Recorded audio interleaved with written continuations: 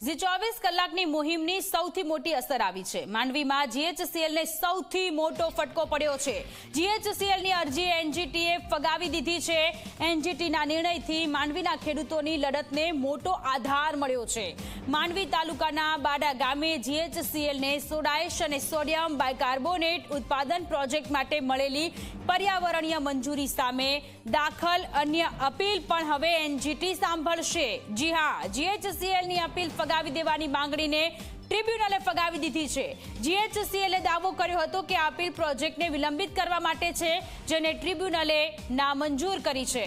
એનજીટીની પુણે પશ્ચિમ ઝોન ખંડપીઠે મુખ્ય વાંધાને ફગાવ્યો છે। જસ્ટિસ પ્રકાશ શ્રીવાસ્તવ અધ્યક્ષ, જસ્ટિસ દિનેશ કુમાર સિંધુ ન્યાયિક સભ્ય અને ડોક્ટર વિજય કુલકર્ણી નિષ્ણાંત સભ્યની ખંડપીઠે પોતાના વિસ્તૃત હુકમમાં સ્પષ્ટ કર્યું છે કે અપીલ ફગાવવાનો આધાર નથી। આ મુદ્દે આગામી સુનાવણી 17 નવેમ્બર 2025ના રોજ થવાની છે, ત્યારે હવે આ અપીલની સંપૂર્ણ સુનાવણી થશે અને ખેડૂતોના મુદ્દાને યોગ્ય રીતે સાંભળવામાં આવશે।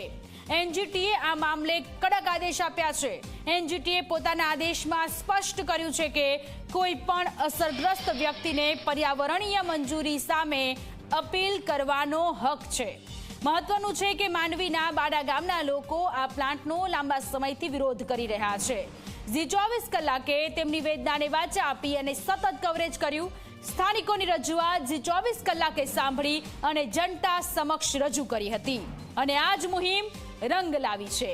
માંડવીને ખેડૂતોને લડતને હવે મોટો આધાર મળી ગયો છે।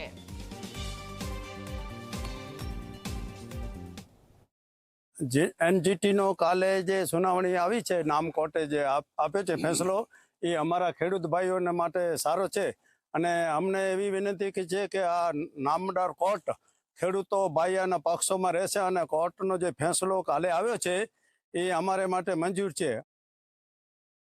અમે 5 અગ્રણીઓએ પુના ખાતે આવેલ નેશનલ ગ્રીન ટ્રિબ્યુનલમાં અપીલ કરી। અમને સાંભળવામાં આવ્યા, અમારા કાગળિયાઓ પણ ચેક કરવામાં આવ્યા। એની સામે જીએસએલ કંપનીએ એક પ્રપંચ રચ્યો।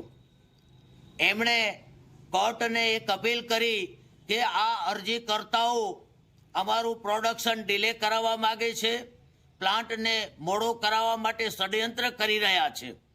ત્યારે અમે એની સામે દલીલો મૂકી, અમે અમારા કાગળો રજૂ કર્યા। કોર્ટે એ બધું જોઈ અને જીએસએલ કંપનીના ગાલ ઉપર એક સણસણતો તમાચો માર્યો અને એની અપીલને ફગાવી દેવામાં આવી। જેટલા બી લોકો છે કે સંસ્થાઓ છે જેમને કોઈ બી ક્લિયરન્સથી ઇમ્પેક્ટ થતું એમનું એક મૂળ હક છે કે એક કોર્ટમાં કેસ ફાઇલ કરીને એમને સાંભળવામાં આવે અને એ હક એમનાથી લેવામાં નહીં આવી શકે, એવું જજ સાહેબનું ઓબ્ઝર્વેશન હતું એ વખતે।